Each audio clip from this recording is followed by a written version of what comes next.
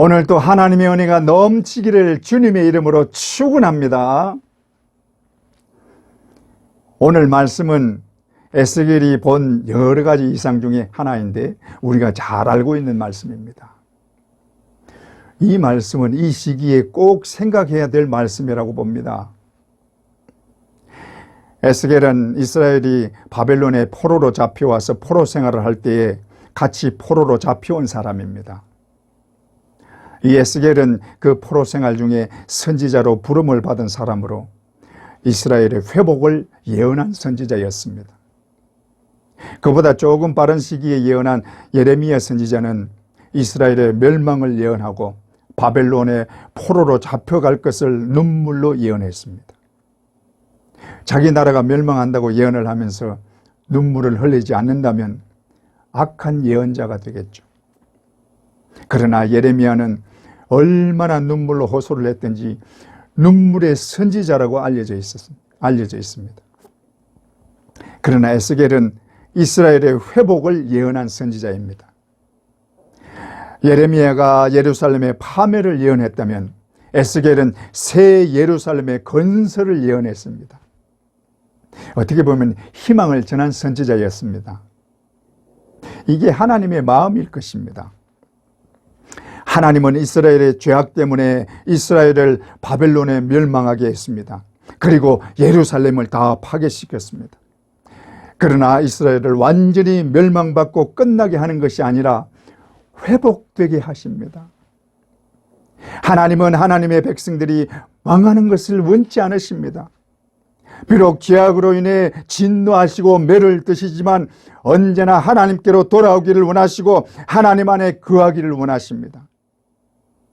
에스겔을 통해서 전하는 메시지가 바로 그것입니다.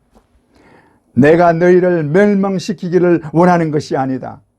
너희를 회복시키며 새로운 이스라엘을 창조할 것이니라. 에스겔서 37장 23절에 그들이 그 우상들과 가증한 물건과 그 모든 죄악으로 더 이상 자신들을 더럽히지 아니하리라. 내가 그들을 그 범죄한 모든 저수에서 구원하여 정결하게 한즉 그들은 내 백성이 되고 나는 그들의 하나님이 되리라. 하나님은 그의 백성이 죄악으로 멸망받는 것을 원치 않으십니다. 하나님은 파멸을 원하시지 않습니다. 회복을 원하십니다. 하나님은 그의 백성이 저주받기를 원하지 않습니다. 구원받기를 원하십니다. 하나님은 그의 백성이 괴로움을 당하는 것을 원치 않으십니다. 기뻐하고 즐거워하기를 원하십니다. 너희가 내게로 돌아와 회복되기를 원한다. 내게로 돌아와 구원받기를 원한다. 내게로 돌아오라. 내가 널리 용서하리라. 이사야서 55장 6절에서 7절에 너희는 여호와를 만날 만한 때에 찾으라. 가까이 계실 때에 그를 부르라. 악인은 그의 길을, 불의한 자는 그의 생각을 버리고 여호와께로 돌아오라. 그리하면 그가 긍휼히 여기시리라. 우리 하나님께로 돌아오라. 그가 너그럽게 용서하시리라. 이게 우리를 향하신 하나님의 마음입니다. 내게로 돌아오라. 그러면 용서와 평안을 얻으리라. 그러므로 하나님 안에 거하는 자는 그의 은혜로 기쁨과 평안으로 채워주시는 줄 믿습니다. 여러분 믿습니까? 본문으로 돌아가서 오늘 본문은 마른 뼈를 통한 교훈입니다. 하나님이 이상 중에 에스겔에게 뼈들을 보게 하셨습니다. 37장 1절에 여호와께서 권능으로 내게 임재하시고 그의 영으로 나를 데리고 가서 골짜기 가운데 두셨는데 거기 뼈가 가득하더라. 그런데 하나님은 이 뼈들을 이스라엘 온 족속이라고 말씀하십니다. 11절에 또 내게 이르시되 인자야 이 뼈들은 이스라엘 온 족속이라. 그들이 이르기를 우리의 뼈들이 말랐고 우리의 소망이 없어졌으니 우리는 다 멸절되었다 하느니라. 이 마른 뼈들이 바로 이스라엘 백성들이라 말씀하시고 이스라엘 백성들의 현 상황을 보여주고 있습니다. 그들이 스스로 자신들의 뼈가 말랐고 소망이 없다고 말하고 있습니다. 이스라엘은 하나님의 택한 백성입니다. 하나님의 복을 받은 민족입니다. 하나님이 이스라엘을 택하시고 그의 백성 삼았습니다. 그리고 그의 품에 언제나 품어주셨습니다. 애굽에서 가나안까지 오는 동안도 언제나 품어주시고 안고 오다시피 했습니다. 그러면서 하나님께서 원하신 것은 그들이 하나님의 사랑을 알기를 원했고, 하나님이 말씀을 듣기를 원했고, 하나님을 진실로 믿기를 원했습니다. 그러나 이스라엘은 하나님의 말씀을 듣지를 않았고 순종하지를 않았습니다. 하나님을 가까이 해야 될 백성들이 오히려 하나님을 멀리했고 점점 더 멀어졌습니다. 하나님보다 오히려 우상을 택하여 섬겼습니다. 살아계신 하나님을 섬겨야 할 자들이 오히려 하나님을 멸시하고 있는 것입니다. 그러니 하나님의 말씀으로 풍성해져야 할 자들이 메말라 버리고 하나님을 떠나면서 모든 소망도 다 잃어버린 것입니다. 하나님이 에스겔에게 보여주신 것이 이것입니다. 인자야, 이 뼈들을 보느냐? 이 뼈들이 이스라엘 온 족속이니라. 이들에게 소망이 있겠느냐? 이들은 하나님의 말씀이 항상 그들 가까이 있는데도 그 말씀을 멀리하는 자들이다. 그러니 무슨 소망이 있겠느냐? 여러분, 이 말씀이 이스라엘만 보고 하는 말씀입니까? 우리는 이 말씀의 심각성을 알아야 합니다. 하나님이 우리를 진단하실 때 어떻게 보실까요? 혹시 마른 뼈라고 그렇게 하지는 않을까요? 오늘 이 말씀이 바로 우리에게 하시는 말씀이 아닐까요? 그러나 이런 말씀에 대해서 심각하게 느끼거나 마음의 고통을 느끼는 사람은 별로 없는 것 같습니다. 오늘날 신자들에게 있어서 가장 큰 문제는 하나님의 말씀에 대해서 심각하게 느끼지 않는다는 것입니다. 마음에 담고 그 말씀대로 살려고 하는 것이 아니라 그냥 잊어버리고 그냥 내 식대로 사는 것입니다. 자기 신앙생활이 심각한 상태에 있는데도 그것을 모르기 때문에 고칠 수도 없습니다. 그러나 우리의 이런 심령 상태를 변화시킬 수 있는 것은 오직 말씀밖에 없습니다. 하나님의 말씀만이 이런 심령 상태를 변화시킬 수 있는 것입니다. 성령으로 우리의 마음을 녹이고 말씀으로 바꾸어 놓을 때 우리 영은 다시 살아날 수 있습니다. 이런 은혜가 있기를 주님의 이름으로 축원합니다. 오늘 에스겔이 본 이상을 좀 더 구체적으로 들어가 살펴보겠습니다. 첫째로, 마른 뼈들이 상징하는 것이 무엇인가 하는 것입니다. 여기 뼈들이 모여 있는 곳은 죽음의 골짜기입니다. 이것을 우리에게 적용시키면 두 가지로 좀 나누어 볼 수 있는데, 먼저 이 뼈들이 하나님을 전혀 모르는 불신 세계에 속한 자들이라고 볼 수 있습니다. 이들은 영적으로 죽어 있는 자들입니다. 뼈들은 완전히 죽어 있는 것이죠. 그러므로 불신자들이라고 볼 수도 있습니다. 이 세상에는 수많은 불신자들이 있습니다. 믿는 자들보다 안 믿는 자들의 숫자가 훨씬 더 많습니다. 우리나라에도 80%가 넘는 사람들은 믿지 않는 사람들입니다. 이들은 그야말로 마른 뼈죠. 우리 믿는 사람들이 볼 때 그야말로 지옥 갈 수밖에 없는 자들입니다. 그런데 하나님은 이들도 구원받기를 원하고 계십니다. 하나님은 이 불신자들도 구원받기를 원하고 계시는 것입니다.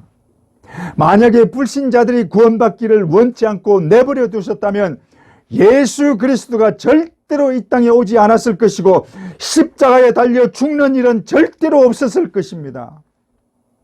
여러분, 우리가 예수 믿고 구원받은 원인이 무엇입니까? 내가 처음부터 구원받을 수 있는 사람이었나요? 우리도 처음에는 불신자들과 똑같았습니다. 다 같이 영원한 행복을 받을 수밖에 없었습니다. 그러나 하나님의 은혜 가운데 누군가의 전도로 예수를 믿게 되었고 영원한 형벌에서 영원한 천국으로 향하게 된 자들입니다. 이와 같이 하나님은 불신자들도 믿고 구원받기를 원하십니다. 우리가 불신 가운데서 누군가의 전도로 예수를 믿고 구원받았듯이 이 불신자들도 예수를 믿고 구원받기를 원하고 계십니다. 그것을 위해서 예수 그리스도를 이 땅에 보내신 것입니다. 그러므로 우리가 세상 사람들을 볼 때 나와 아무 상관없는 자가 아니라 하나님이 보여주시는 에스겔 골짜기의 마른 뼈들로 볼 수 있어야 하고 불쌍한 영혼들로 보아야 하는 것입니다. 다음으로는 좀 더 심각하게 보아야 하는데 바로 우리의 상태 혹은 교회의 상태입니다. 앞에서도 언급했듯이 이 마른 뼈들은 이스라엘 백성들입니다. 이들은 하나님을 믿는 하나님의 백성들입니다. 그런데 왜 그들에게 소망이 없는 마른 뼈와 같다고 말씀하십니까?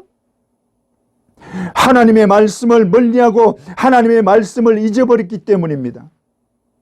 그들이 아무리 하나님께서 택하신 백성이라도 그들 속에 하나님의 말씀이 거하지 않으면 소망이 없는 마른 뼈와 같다는 것입니다. 이건 영적으로도 마찬가지입니다. 하나님 앞에 나온다고 하지만 하나님을 가까이 하는 것은 어떤 것도 없고 말씀을 가까이 하는 것은 더더욱 없습니다. 하늘나라에 대한 소망 또한 없습니다. 일수도 너무나 희미해서 보이지도 않습니다. 예수 그리스도를 통한 십자가의 대속의 은혜에도 감격이 없습니다. 한마디로 영적으로 깜깜한 것입니다. 이런 사람들이 대부분인 교회는 그 교회는 죽은 교회요. 거기에는 귀를 즐겁게 하는 말씀은 있어도 생명을 살리는 역사는 없습니다. 엄청나게 많은 숫자라도 마른 뼈들만 잔뜩 모여 있을 수 있습니다. 오늘 한국 교회를 바라보면 이런 교회들이 없다고 말을 못할 것입니다. 하나님의 능력을 모두 차단해버리고 생명의 능력을 잃어버린 교회, 자기들의 편견에 따라 하나님의 역사심을 막아버리는 교회들이 없지 않아 많이 있습니다. 교회들만 그렇습니까? 교인들도 마찬가지입니다.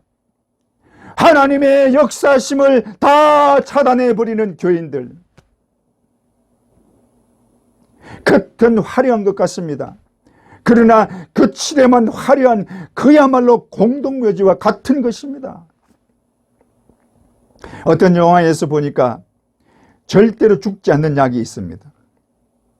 그런데 어떤 두 여자가 그 약을 먹었습니다.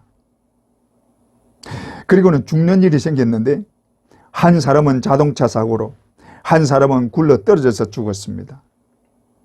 그런데 그 약 때문에 잠시 후에 살아났습니다.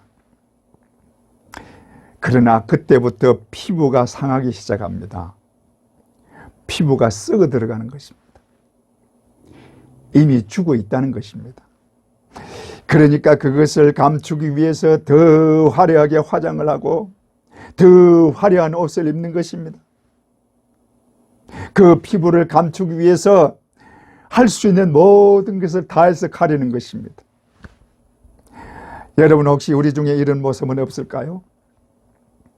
한국교회나 혹은 우리 교회가 이런 모습은 아닐까요?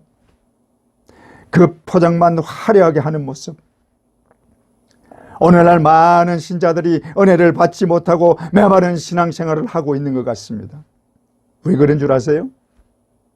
자기 뜻대로 신앙생활을 하기 때문입니다. 자기 나름대로 신앙의 틀을 만들어 놓고 더 이상 그 틀 안으로 들어가지를 않습니다. 말씀의 기준이 아니라 자기 기준을 세워서 신앙생활을 합니다. 더 깊이 들어가려고 하지를 않고 항상 거리를 둡니다. 아무리 심령을 때리는 설교를 해도 듣지를 않습니다. 마음을 닫고 있기 때문에 귀로 들리지를 않습니다. 어떻게 하든 더 깊이 빠지지 않으려고 합니다. 더 깊이 빠지면 내 생활이 지장을 받으니까 안 된다는 것입니다. 하나님의 말씀보다는 자신의 생각이 언제나 우선입니다. 여러분 이게 믿는 사람이라고 생각을 하세요? 왜 그렇게 하나님의 능력과 역사에 마음을 닫아버리세요? 자신이 마른 뼈가 같다고 생각되지 않으십니까? 이것을 느낄 수 있어야 합니다. 자신이 느끼기 시작할 때 성령의 역사는 일어납니다. 내가 느끼고 거기에 대해서 생각을 할 때, 그리고 바랄 때에, 그리고 성령의 도움을 구할 때 성령의 역사는 일어나게 되어 있습니다. 우리에게 또한 한국교회에 마른 뼈도 일으키는 성령의 역사심이 있기를 주님의 이름으로 축원합니다. 이것을 우리가 분명히 느끼고 알아야 하는 것입니다. 내 상태를 알고 성령에게 도움을 구해야 하는 것입니다. 그럴 때 성령의 역사는 일어납니다. 둘째로, 마른 뼈를 향하여 대언하는 자가 있어야 합니다. 여기서 대언하는 자라 그러면 말씀을 전하는 목사라고만 생각할 수 있는데 그렇지 않습니다. 진실로 믿는 신자라면 다 대언할 수 있고 또 대언해야 합니다. 그러나 대언을 하기 위해서는 용기와 담대함이 있어야 합니다. 뒤로 물러서지 않는 믿음이 있어야 합니다. 어떤 때는 생명을 걸어야 할지도 모릅니다. 구약시대 선지자들은 하나님의 말씀을 대언하는 자들이었습니다. 그러나 그 선지자들은 하나같이 다 곤욕을 치루었고 또 심지어는 목숨까지 내어 바쳐야 했습니다. 특히 예레미야 같은 선지자는 하나님의 말씀을 대언하다가 죽을 고비를 여러 번 넘겼습니다. 하나님께서 주신 말씀으로 이스라엘의 멸망을 예언하다가 우물 속에 빠뜨려서 죽을 고비도 맞았습니다. 다행히 물이 없어서 죽지는 않았지만, 예레미야뿐만 아니라 죄를 지적하거나 멸망을 언급하는 자들은 생명을 걸고 대언을 했습니다. 신약에서도 마찬가지입니다. 사도들과 주의 종들이 하나님의 복음과 말씀을 전하다가 목숨을 던지고 순교한 자들이 많이 있습니다. 어떤 때는 제대로 전해보지도 못하고 죽어간 사람들도 있습니다. 사람들이 볼 때는 미친 짓이죠. 제대로 전해보지도 못하고 죽어갈 정도로 그런 선교를 하고 그런 일을 한 것입니다. 여러분, 우리나라에 최초로 복음을 들고 들어와서 전하려고 하다가 우리 땅에 내려보지도 못하고 대동강변에서 죽고만 토마스 선교사. 그분은 세상적으로 볼 때는 바보 같은 죽음을 한 것으로 보입니다. 왜 남의 땅에 와서 복음을 전하려고 그렇게 애를 썼고 그것도 제대로 한번 전해보지도 못하고 죽고 말았으니 아무 의미 없는 죽음이요, 바보 같은 죽음인 것입니다. 그러나 그 선교사의 한마디와 그가 던진 한 권의 성경책이 우리나라의 복음의 불씨가 되었고 마른 뼈가 살아나게 한 기적을 일으켰다는 것을 믿으시기를 바랍니다. 그가 외친 한마디는 한국말로 예수 예수였고 자신을 찌르는 병사에게 성경을 건넸던 것입니다. 이 선교사를 찌르고 성경을 받은 병사가 박충건이라는 분으로 나중에 장로가 되어 죽도록 충성을 다하는 사람이 되었습니다. 세상적으로 보면 너무나 어이없고 미친 짓을 한 것이죠. 그러나 그 선교사의 외침과 한 권의 성경이 지금 우리가 믿게 된 것이요, 하나님의 그 놀라운 영광을 그 선교사와 우리가 함께 누리게 된 것입니다. 할렐루야. 여러분 믿습니까? 1995년에 기독신부에 실린 신기님 지사님의 신앙 간증문입니다. 이름이 말하기가 좀 어렵습니다. 그녀는 면장의 딸로 행복한 어린 시절을 보냈고 어릴 때부터 주일학교를 다니면서 꿈속에서 하나님을 보기까지 한 열심 있는 어린이였습니다. 그러나 19살이 되자 갑자기 혼담이 오간 후에 산골 청년에게 시집을 갔는데 그때부터 겪는 그녀의 신앙생활의 어려움은 이루 말할 수 없는 것이었습니다. 옛날에 면장집이면 보통이 아닌데 왜 산골 청년에게 시집을 갔는지는 잘 모르겠습니다. 그런데 시댁은 우상숭배가 너무 심해서 아침 저녁 밥을 지어놓으면 먼저 제사부터 지내는 것입니다. 그러니 그녀가 교회에 가는 것을 두고 볼 사람은 아무도 없었습니다. 인연이 집구석 망에 먹으려고 들어왔나? 그리고는 성경을 불에 던져 넣는 것을 눈물로 지켜볼 수밖에 없었습니다. 남편이 군대에 가고 나자 시부모의 구박은 더 심해졌습니다. 남편이 제대에 오기만 바라면서 몰래 교회에 가기도 했지만 그때마다 핍박은 더 심해졌습니다. 남편이 제대하고 오던 날 남편에게 시부모들이 이릅니다. 교회에 나가고 성경 찬송도 숨겨놓고 있다고 말하자 믿었던 남편이 성경 찬송을 찢어버렸습니다. 이제 교회는 나가기 틀렸구나. 그렇게 생각하니 예배드리고 싶어서 견딜 수가 없었고 잠 못 이루는 밤이 하루 이틀이 아니었습니다.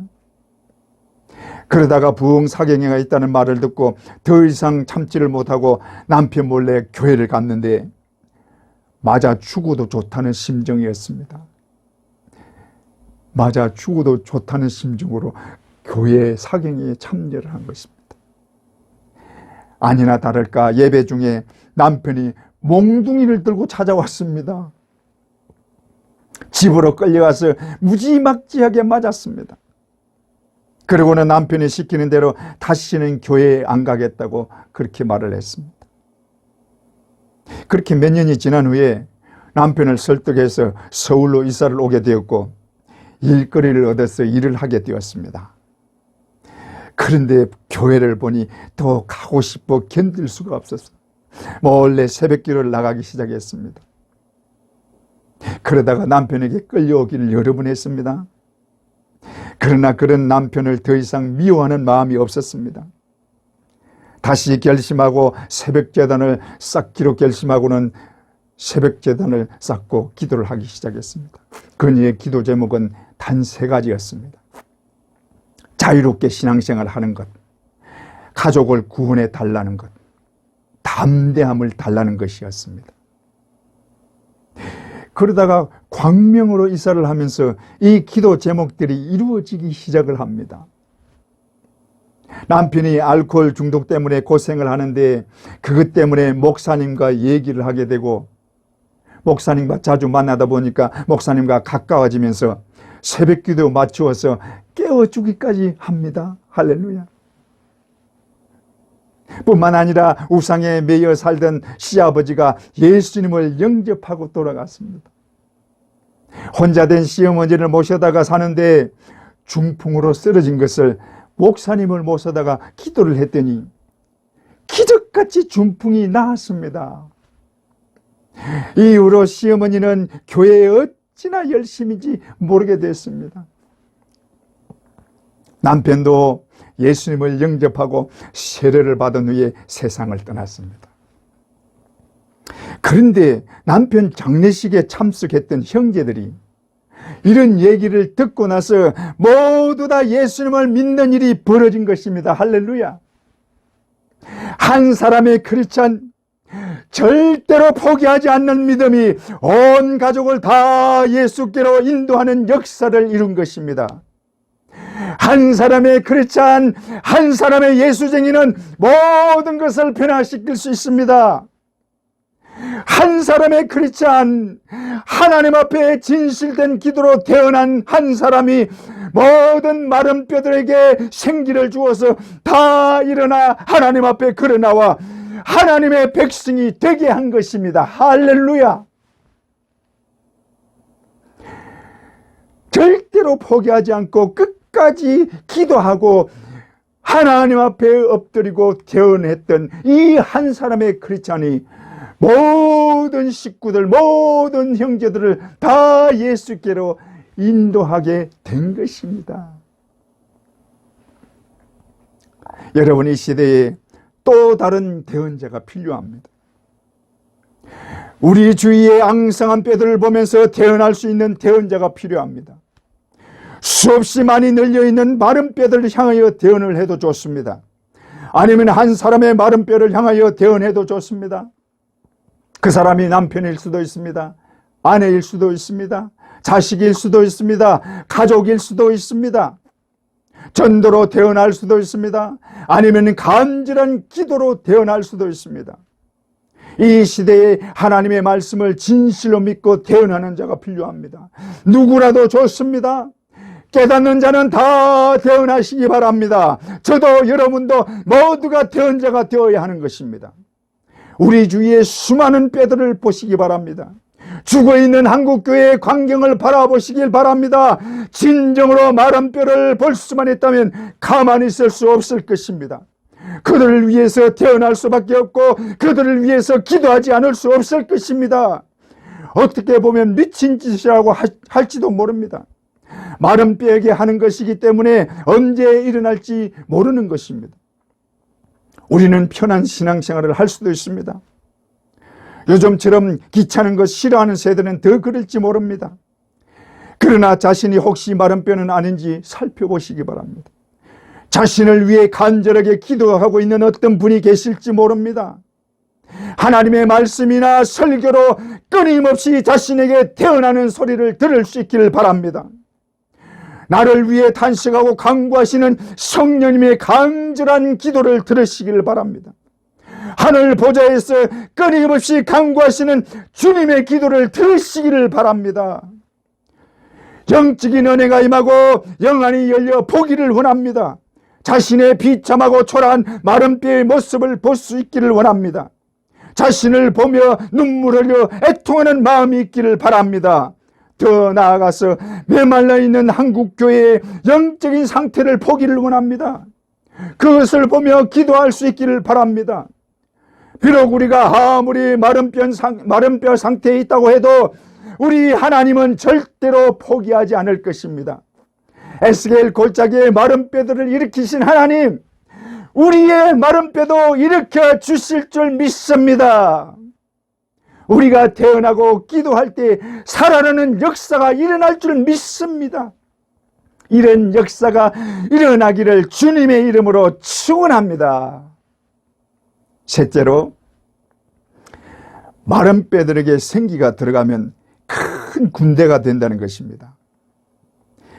에스겔이 하나님의 명을 쫓아서 뼈들을 향하여 대언을 했습니다. 그 대언대로 뼈들이 맞추어지고 살이 입혀져 사람이 되었습니다. 그러나 사람의 모습은 됐지만 움직이지를 못합니다. 8절에 내가 또 보니 그 뼈에 힘줄이 생기고 살이 오르며 그 위에 가죽이 덮이나 그 속에 생기는 없더라. 그야말로 시체와 같은 것입니다. 우리의 영적 상태가 이럴 수 있습니다. 영적인 어떤 힘도 없고 능력도 없이 세상이 흔들면 흔들리고 사탄이 흔들면 어쩔 줄 모르고 쩔쩔매는 상태라면 거기에는 예수 그리스도의 보혈의 능력도 있을 수 없고 구속의 감격도 있을 수 없는 것입니다. 더욱이 성령의 능력이나 역사와는 거리가 먼 것입니다. 왜 그렇습니까? 생기가 없기 때문입니다. 생기는 성령입니다. 하나님의 말씀으로 충만해지는 것입니다. 예수 그리스도의 보혈로 살아나는 것입니다. 이것이 다 성령에 의해서 이루어지는 생기입니다. 그러나 그런 생기가 없기 때문에 성령의 어떤 은혜나 성령의 어떤 역사도 일어나지 않습니다. 어떻게 보면 참 불쌍한 자들이 이런 자들입니다. 믿음의 모양은 가지고 있습니다. 구원받는다는 생각도 있을지 모릅니다. 그러나 그 속에는 구속의 감격도 없고 기쁨도 없습니다. 십자가를 바라보며 흘리는 감격의 눈물도 없습니다. 하나님을 사랑하는 뜨거운 열정은 더더욱 없습니다. 그러니 하늘에서 누릴 영광을 바라보고 절구하는 모습은 찾아보기 어렵습니다. 그러니 얼마나 불쌍합니까? 세상에서 즐기는 타락된 쾌락도 누리지를 못하고 하나님 안에서 누리는 참 기쁨과 즐거움도 없는 것입니다. 그런 심령에 필요한 것은 생기입니다. 그 생기를 하나님이 주십니다. 에스겔 37장 9절에서 10절에 또 내게 이르시되 인자야 너는 생기를 향하여 대언하라. 생기에게 대언하여 이르기를 주 여호와께서 이같이 말씀하시기를 생기야 사방에서부터 와서 이 죽음을 당한 자에게 불어서 살아나게 하라 하셨다 하라. 이에 내가 그 명령대로 대언하였더니 생기가 그들에게 들어가며 그들이 곧 살아나서 일어나 서는데 극히 큰 군대더라. 비록 시체 같은 상태에 있는 자라도 하나님께서 그 생기를 불어주시면 그 생기가 들어가 살아 일어납니다. 일어나서 극히 큰 군대가 됩니다. 할렐루야. 하나님께서 생기를 불어만 주시면 그 마른 뼈들이 일어나서 큰 군대가 될 수 있는 것입니다. 그러므로 우리에게 하나님의 생기이신 성령의 함께 하심이 필요합니다. 성령의 역사하심이 필요한 것입니다. 성령의 역사가 있을 때 우리는 살아날 수 있고 주를 위해 일하는 큰 군대가 될 수 있습니다. 그러므로 성령의 역사하심을 기대해야 되고 우리 안에 생기가 불어오기를 간절히 사모해야 하는 것입니다. 그럴 때 이 성령의 역사하심은 나타나고 나를 살아나게 하고 내 주위를 살아나게 하고 나아가서 교회를 살아나게 하는 것입니다. 믿습니까? 그러나 기대하지 않고 원하지도 않으면 그리고 대언하는 사람조차 없으면 움직이지 못하는 상태 그대로 있을 수밖에 없는 것입니다. 그들은 길바닥에 버려진 맛을 잃은 소금처럼 짓밟히게 되는 것입니다. 세상 사람들은 그들을 향하여서 욕을 하고 있습니다. 너희도 소금이냐? 이런 상태에 있으면서도 전혀 깨닫지 못하고 어떤 마음의 괴로움이나 통분도 없다면 그 영혼은 병대로도 한참 병든 것입니다. 여러분, 주이나 교회 안에 무능력함이 보이지 않습니까? 요즘 사회가 교회를 향하여서 욕을 하고 있습니다. 하나님의 말씀이 살아나지 않으니까 사회가 교회를 향해서 분노하고 있습니다. 정부나 정치계에 교회 다니는 사람들이 얼마나 많습니까? 이들이 예수 그리스도의 향기를 조금이라도 풍기면 정치가 변화될 것입니다. 요즘 큰 문제를 일으키는 자들을 보면 다 자신은 교회 다니는 사람이라고 합니다. 그러니 한국의 교인 수가 이렇게 많아도 교회가 사회를 변화시키고 하나님의 공의가 서게 하는 것은 찾을 수가 없는 것입니다. 이것을 놓고 생명을 걸고 기도하는 자도 없고 대언하는 자도 없습니다. 저도 여러분도 마찬가지입니다. 여러분, 한국교회 초창기에는 신자의 수가 그렇게 많지를 않았습니다. 기껏해야 몇만이나 몇십만이었습니다. 그러나 이들은 한국을 움직이는 자들이었습니다. 선거를 주일날 한다고 하자 예배를 드려야 한다고 결사 반대를 해서 기어코 다른 날로 바꾸었습니다.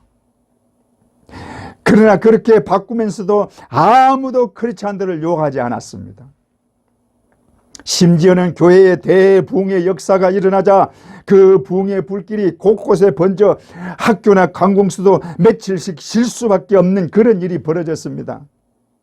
거기에 근무하는 자들이 다 부흥회에 참석하는 바람에 그렇게 된 것입니다. 그런데 오늘날은 어떻습니까? 이런 성령의 역사는 고사하고 교회가 뭘 한다고 하면 사사건건 반대하지 않습니까? 요즘 회사나 단체에서 어떤 행사를 하든지 아예 교회를 무시하고 주일날 행사하는 것이 관례가 되고 있지 않습니까? 거기에 맞춰서 믿는 사람들까지도 주일날 하는 모든 것에 다 참여하고 있는 현실 아닙니까? 이게 가슴을 칠 일이 아니고 무엇입니까? 우리가 이런 현실에 어떻게 해야 합니까? 주일날 아이들이 학교나 학원에서 하는 공부나 모임에는 빠질 수 없고 교회는 빠져도 되는 것입니까? 세상에서 하는 대로 하지 않으면 불이익을 당하는 것은 무섭고 하나님 앞에 책망받고 징계받는 것은 무섭지 않습니까? 하나님을 이 정도로밖에 믿지 못하는데 무슨 능력이 있겠습니까? 여러분, 이제 바꿀 때가 됐습니다. 더 이상 물러나면 안 됩니다. 더 이상 우리 신앙이 후퇴하면 안 됩니다. 깨어 일어나야 합니다. 계속 잠자면 안 됩니다. 비록 세상에서 불이익을 당하더라도 하나님 앞에서 책망받으면 안 되는 것입니다. 세상에서 좀 못돼도 하나님 앞에 잘 되는 자가 되어야 하는 것입니다. 오늘 마른 뼈를 향하여 외치는 자가 필요합니다. 생기를 불러올 태언자가 필요합니다. 성령의 역사를 일으킬 한 사람의 기도하는 사람이 필요합니다. 그것이 여러분이기를 바랍니다. 우리가 결심하고 시작하면 주님이 붙들어 주십니다. 이것이 부담이 아니라 도전이 되시기를 바랍니다. 우리에게는 성령의 역사심이 있어야 합니다. 우리 안에 성령의 불길이 타올라야 합니다. 움직이지 못하는 교회나 성도들에게 생기를 불러옴으로써 그들이 움직일 때 극히 큰 하나님의 군대가 될 줄 믿습니다. 이것을 위해서 정말 간절하게 기도할 한 사람이 필요합니다. 누가 할 것입니까? 저와 여러분이 해야 되지 않겠습니까? 우리가 하나님께 간절하게 구하면 들어주십니다. 우리가 하나님 앞에 간절하게 구하기만 하면 하나님께서 분명히 역사하시고 들어주십니다. 비록 우리는 적은 무리일지 모르지만 하나님께 간구하면 우리 선하시고 신실하신 하나님은 하늘 문 여시고 생기신 성령의 불길을 주실 줄 믿습니다. 우리 마음을 새롭게 하는 부흥의 불길을 주실 줄 믿습니다. 여러분, 하나님의 말씀이 들릴 때 외면하지 마십시오. 나와는 상관없다고 마음 돌리지 마십시오. 여러분, 한 사람의 기도가 이 사회를 바꾸고 한국 교회를 바꾸고 내 주변을 바꿀 수 있습니다. 우리의 기도를 하나님이 들어주시면 영적으로 시체와 같은 자만 가득한 한국 교회에 생기가 들어와 일어나서 극히 큰 군대가 될 줄 믿습니다. 천만의 성도가 다시 일어나면 세계도 뒤집을 수 있는 큰 군대가 될 수 있습니다. 거기에 우리 주님이 앞장서 주실 것입니다. 만왕의 왕이신 우리 주님이 대장 되시면 그 군대 앞에 이길 자는 아무도 없습니다. 그러므로 강하고 담대하십시오. 주의 강한 손이 우리를 이끌고 가십니다. 강하고 담대하라. 세상 이기신 주늘 함께 너와 동행하시며 내게 새 힘을 주시리. 할렐루야. 하나님 앞에서는 불가능은 없습니다. 우리가 진실로 믿고 간절히 구한다면 얼마든지 가능한 줄 믿습니다. 하나님은 우리에게 태어나라고 하십니다. 생기야, 사방에서부터 와서 이 죽음을 당한 우리에게 불어서 살아나게 하라. 이 생기로 죽어있던 예배가 살아납니다. 끊어졌던 찬양이 다시 살아납니다. 멈추었던 우리의 기도가 다시 시작됩니다. 잃어버렸던 하늘나라의 기쁨이 회복됩니다. 메말랐던 나의 영혼에 생명의 생수로 넘쳐납니다. 할렐루야. 마른 뼈도 살아나 큰 군대가 되게 하시는 하나님의 놀라운 역사가 우리 모두에게 충만하시기를 주님의 이름으로 축원합니다.